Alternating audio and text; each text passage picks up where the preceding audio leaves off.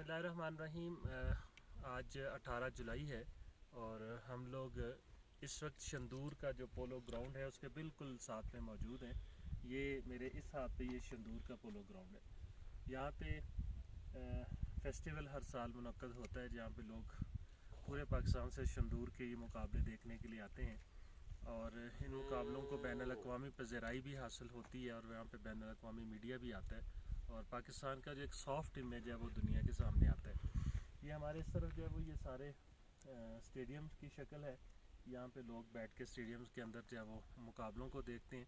गिलगित की और चित्राल की और दायमा की टीमें यहाँ पे मुकाबलों के अंदर जो है शरीक होती हैं।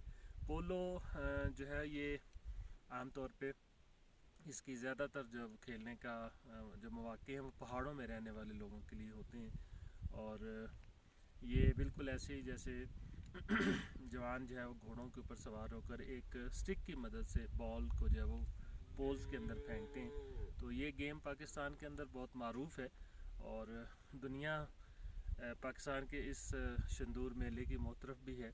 इस वक्त हम 12,700 फुट की बुलंदी के ऊपर दुनिया के सबसे ऊंचे पोलो ग्राउंड के साथ में मौजूद हैं, पोलो ग्राउंड में मौजूद हैं और ये खुशबख्ती है कि आप इस वीलॉग के ज़रिए इस पोलो ग्राउंड को देख रहे होंगे।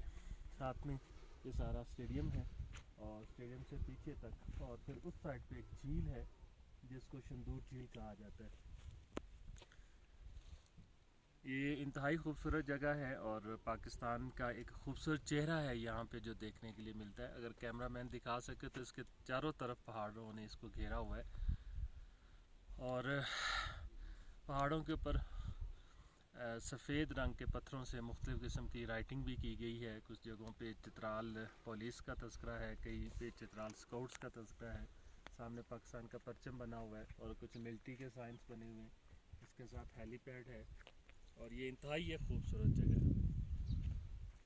मैं पूरे पाकिस्तान से लोगों को दावत दूंगा कि वो इस जगह पे विज़िट करने के लिए ज़रूर आएँ और इसको अपनी आँखों के साथ देखें। ये बहुत दीदनी नज़ारा है। बहुत शुक्रिया। अस्सलाम वालेकुम रहमतुल्लाह।